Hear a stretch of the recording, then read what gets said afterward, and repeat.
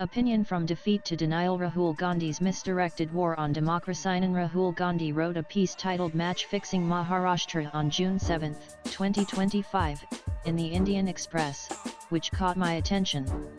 This article, riddled with speculative accusations and selective facts, demanded a serious response, not because it was grounded in democratic concern, but because it was laced with contempt for constitutional institutions. Gandhi's allegations, already covered by the Election Commission in extensive detail, deserve critical scrutiny. Not for the sake of rebutting every unfounded claim, but to highlight a dangerous trend: persistent delegitimization of India's democratic architecture to cover political inadequacy. The central motif of Rahul Gandhi's article is clear: if he cannot win electorally, the system must be rigged. This isn't new. When institutions don't echo his voice, he brands them as compromised. It is the same philosophy that fuels his campaign against the judiciary, the Election Commission, and even the growing voter base.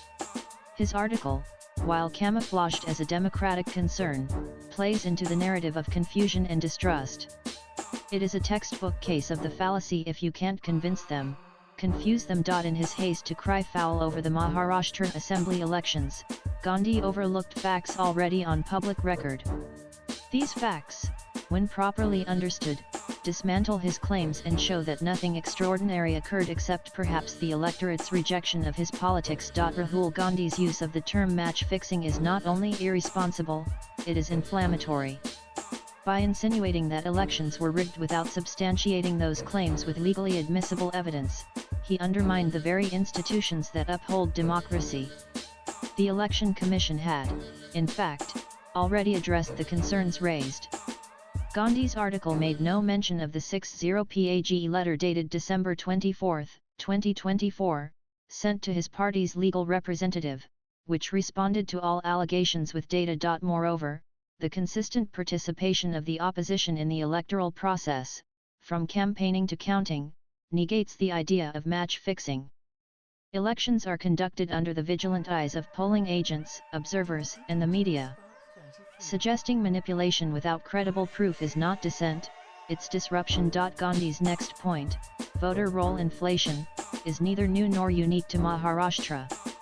He finds suspicious the increase of 31 lakh voters in 5 years and 41 lakh in 5 months. But these figures fall well within historical trends. Between 2004 and 2009, 1 crore voters were added. Between 2014 and 2019, 63 lakh more were enrolled.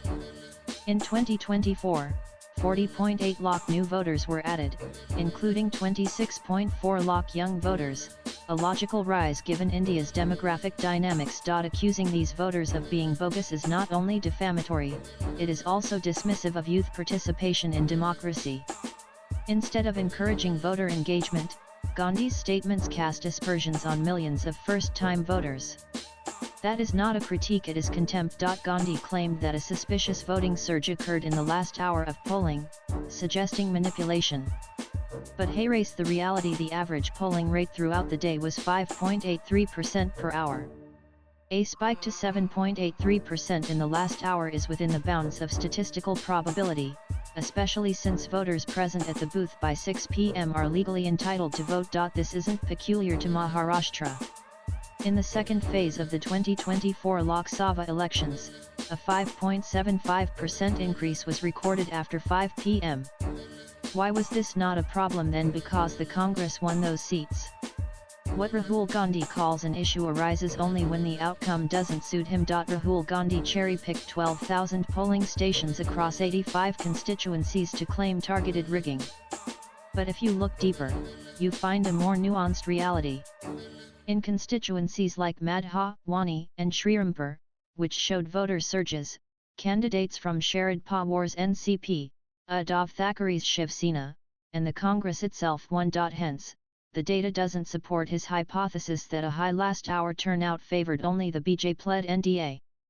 The selective use of constituency data is a classic case of misdirection. It is not the data that's flawed, it's the analysis, or rather, the lack of it. Perhaps the most alarming of all Gandhi's claims is that the Election Commission of India is compromised. Ironically, it was the Congress-led government that, until 2024, unilaterally appointed chief election commissioners. Under Modi, a new committee involving the leader of the opposition was constituted as a democratic upgrade. Rahul Gandhi's angst seems to lie in the very democratization of a process his party previously monopolized. In his world, reform is acceptable only if it serves the Congress party. Anything else is betrayal. Rahul Gandhi has, once again, chosen the easier path of blaming systems instead of introspecting on failures. He questions the mandate because he failed to secure it. But elections are not won by slogans or marches, they are won by connection, credibility, and conviction. His refusal to accept defeat gracefully and to instead vilify every institution that upholds our democracy is dangerous.